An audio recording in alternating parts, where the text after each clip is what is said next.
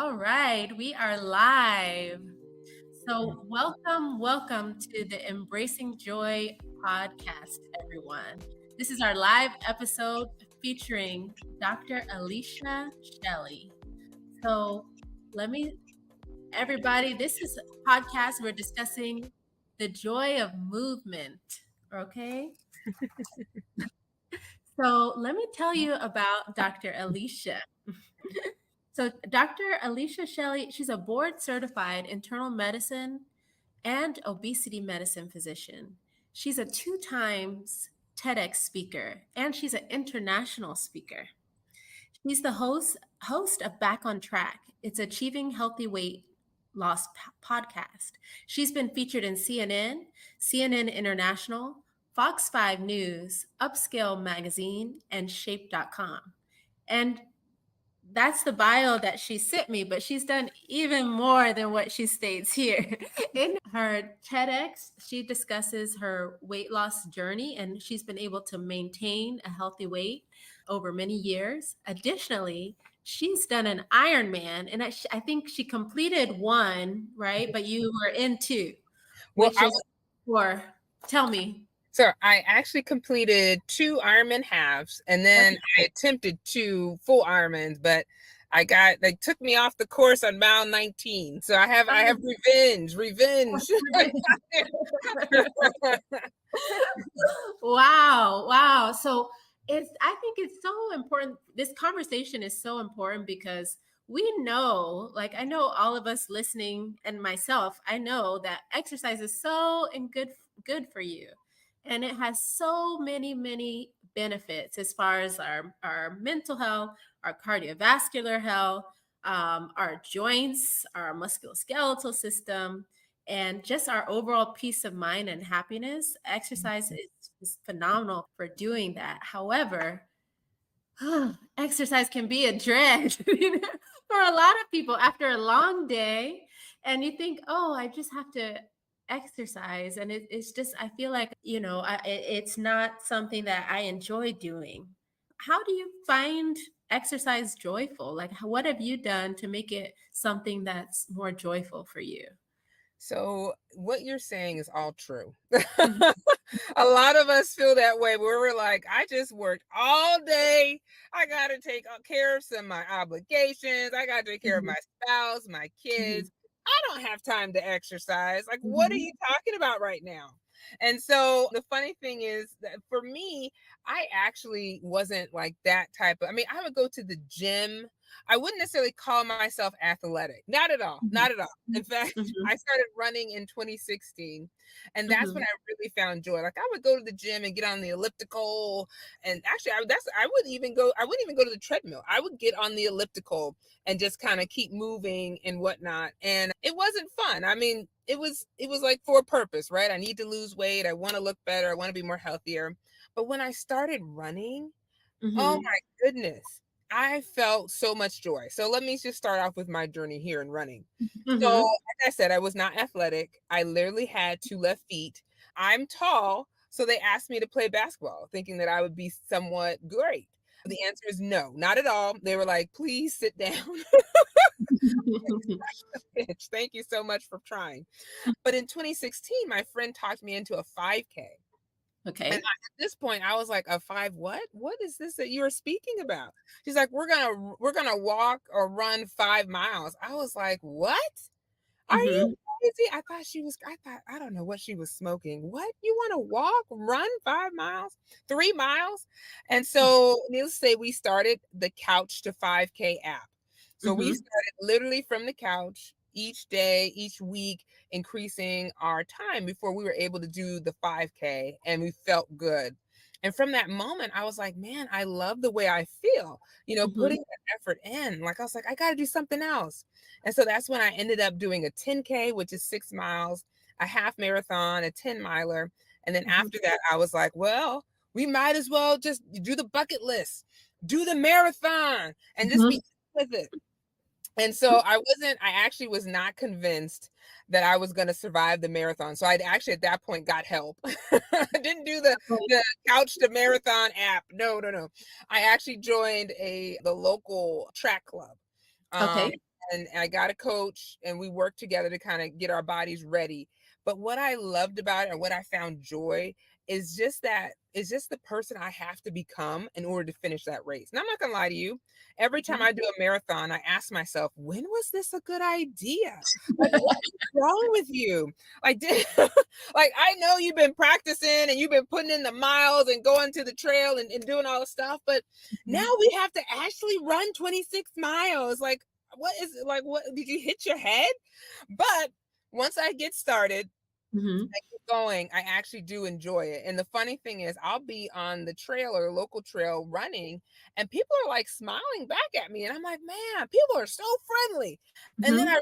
realize I'm the one who's smiling. I'm the one who's happy to be outdoors, to be in the environment, and just to kind of be able to, kind of pound the pavement, get all the anxiety, get all the stress out by running and walking, because I do a run walk. So I don't run the whole way. I do a run walk intervals. And that's just great for me. That puts me in a good place. And that's kind of how I found that joy. Wow.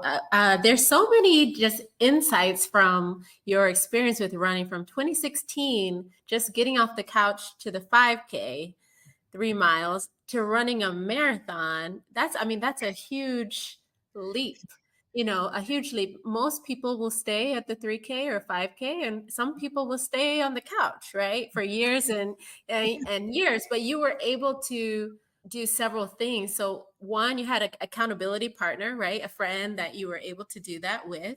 So it became a fun activity. I assume that you were, encouraging each other to do to better yourself in a healthy way.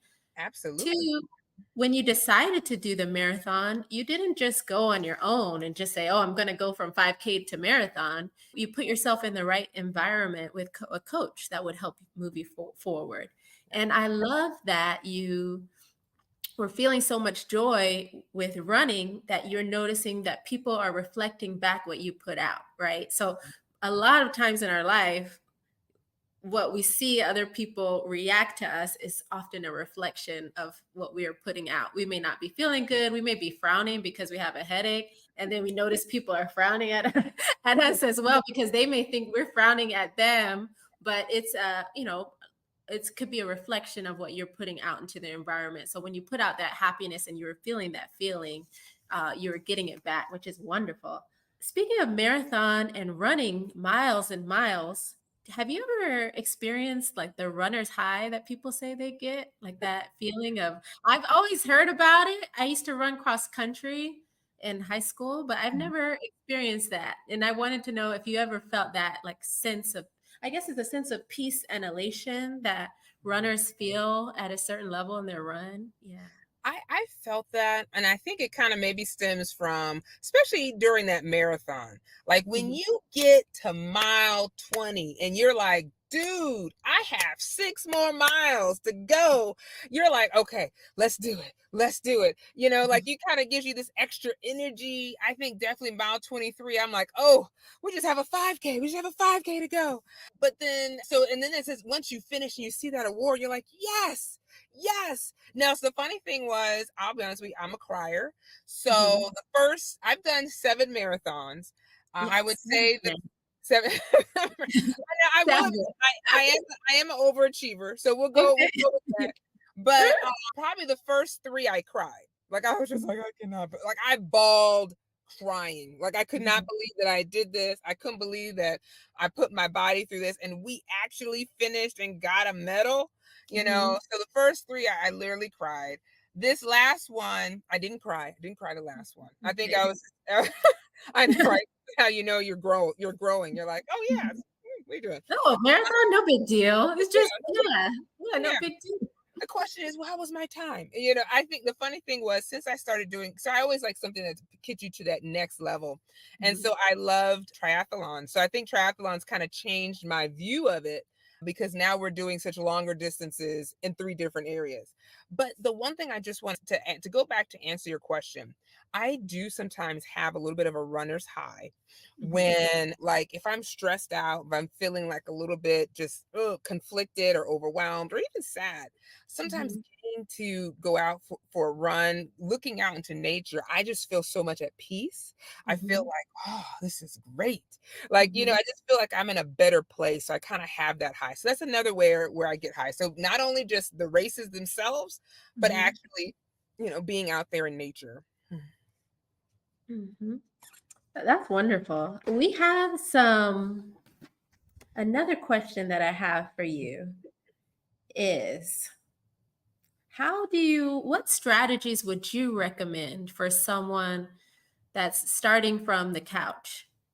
Starting from the couch and then wanting to do an exercise routine that they find joy in. How did you decide running was for you? Other than, of course, the opportunity came for the 5K, but were you thinking of, oh, I like dancing, running. I think I love running more than dancing, or yoga or Pilates. There's so many options, right? So Yeah. Pilates, I can do kickboxing, you can do so many things. Did you think like, how did you come up with the decision to start running?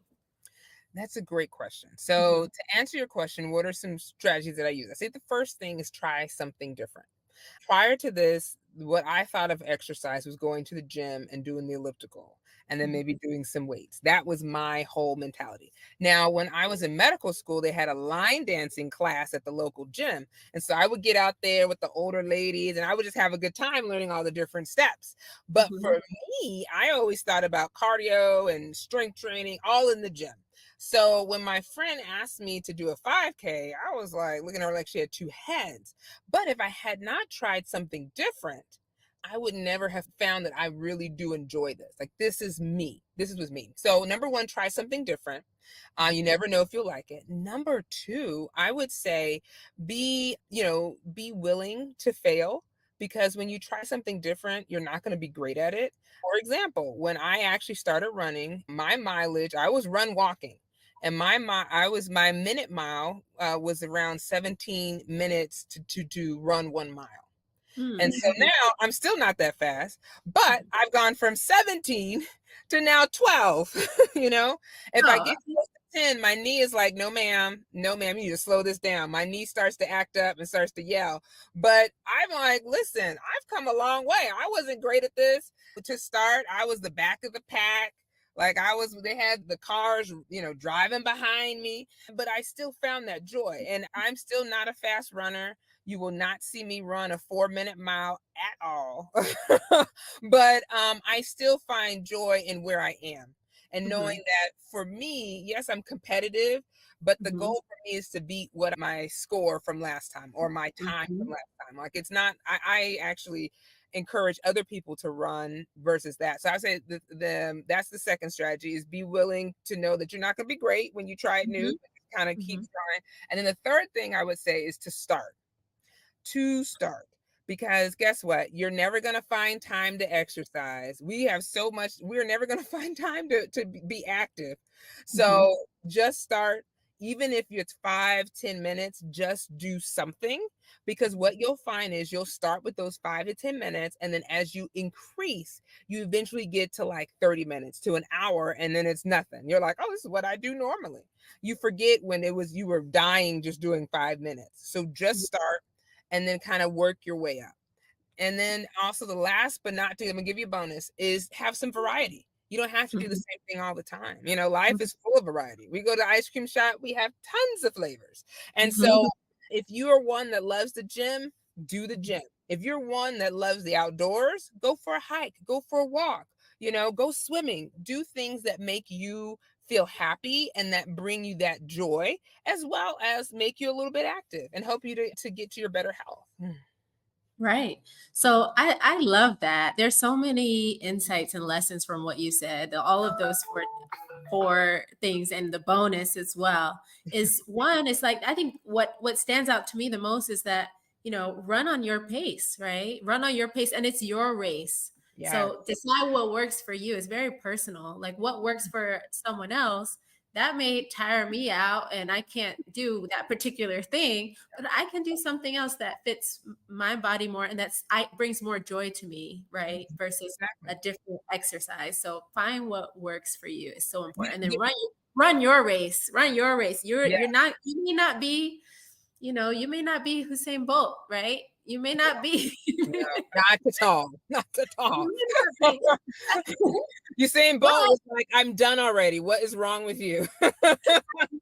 but you can run 7 marathons with a 12-minute mile. Wow, that's not super fast, but you did it and you endured and you can do the distance. And that's showing a ton of growth. Like it may not be speed, it may be endurance, it may be how long you can go, all sorts of things that are helping your heart, helping your health, helping your joy, helping your self-esteem.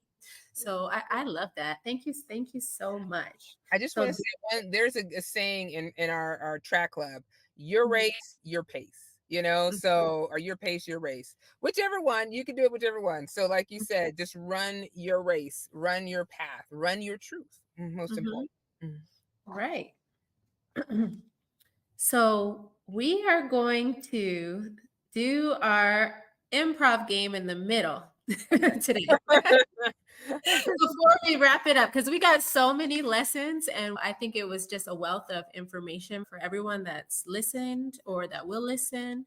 And I want to do our improv game. So, improv is something that has brought a lot of joy in my life and helps us to get out of our heads and to listen to each other better, and to also, when we respond, we'd be able to say the first thing on our mind without feeling like, oh, did I say the right thing? Just say what comes, right? Just say what comes what naturally to you. And then, of course, listen to the person that you are speaking with or that's playing with you for the improv game. So this game is called Convergence or Mind Meld. Mind meld.